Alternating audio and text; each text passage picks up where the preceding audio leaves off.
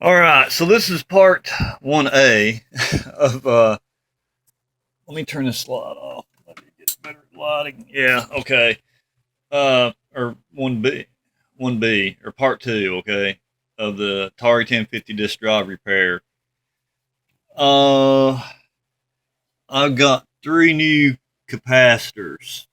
These are the ones that I took out of it, and I replaced this one, which was, I think, this guy right here, and it didn't fix it. But it was clearly, where's the camera? It was clearly, it's clearly bulging. Okay, uh, when that didn't fix it, I replaced the other two too. But these, I think these are okay. They're not bulging, and but I replaced those. It didn't fix it, and so I went back to the service manual and some Atari forums, and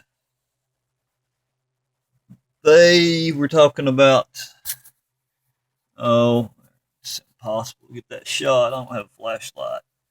Let me see. Anyway, I'm gonna go in detail in a minute how I fixed it, or how I think I fixed it. I'm not connected it up to a computer yet, but now when I flip it on,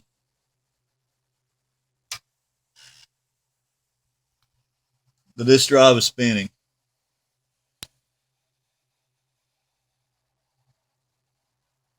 and the light goes off. The activity light. Do it again.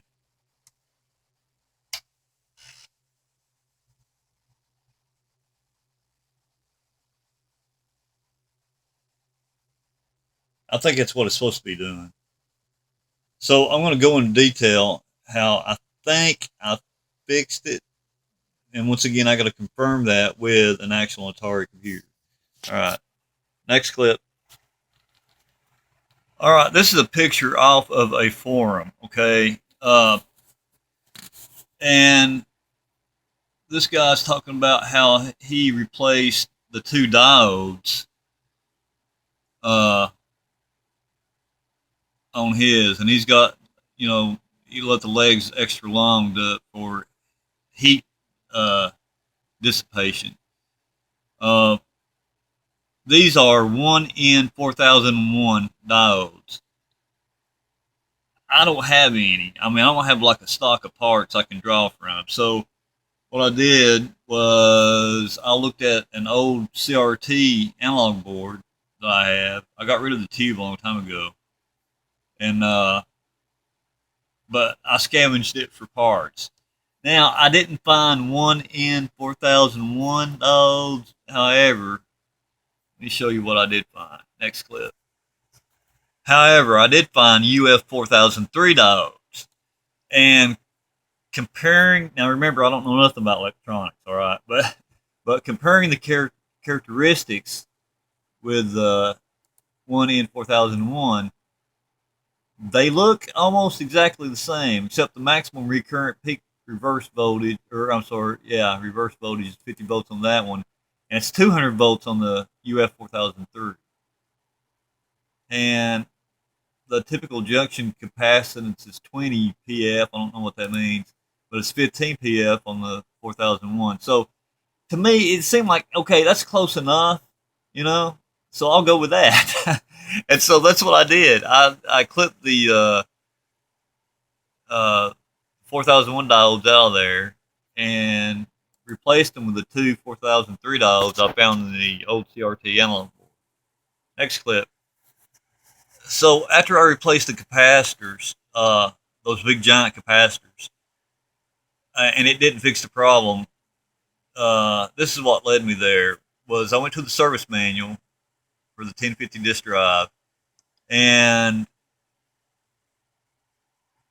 checking. It's got test points. Uh, that should be 5 volts, 12 volts, and I still wasn't getting 12 volts on one of those test pins. So I looked at this and it said replace CR15 and CR16 or C71. C71 is the big capacitor in the back.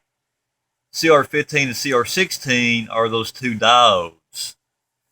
So that's what led me there, and uh, the drive seems to be working. Next clip.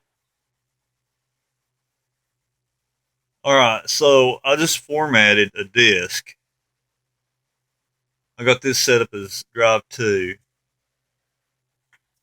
I got this drive max set up as drive 1. And the screen's a little fuzzy there. Sorry about that. So it formatted it, which is like, wow. So next clip.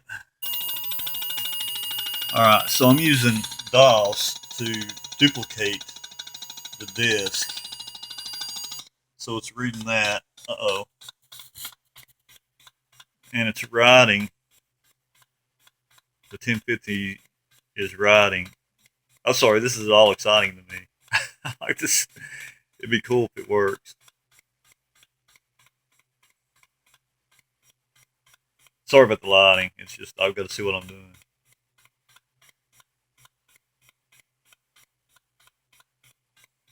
I mean, it seems like it's working, you know? See if I can get a good shot of those.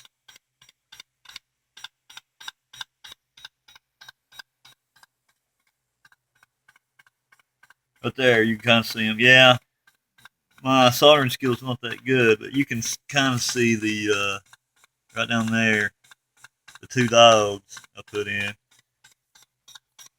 Let's see. Right there is the CRT analog board that I scavenged the parts off of. I went through a few diodes. I desoldered a few before I found something I thought would work.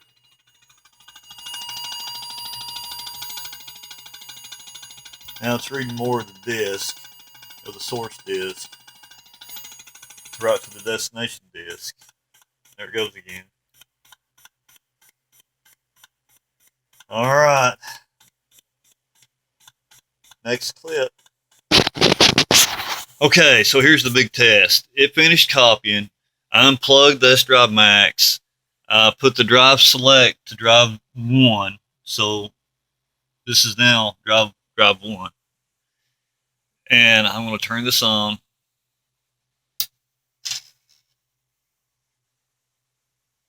Now, it should boot from that disk. I'm going to turn the Atari computer on.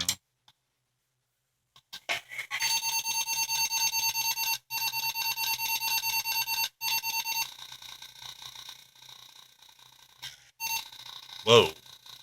It's doing something. All right. This should bring up DOS.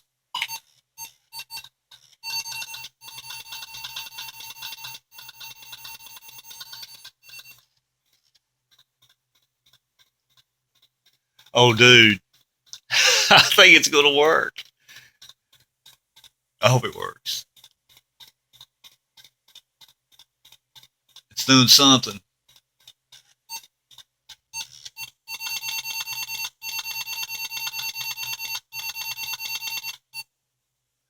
Oh, fantastic. All right.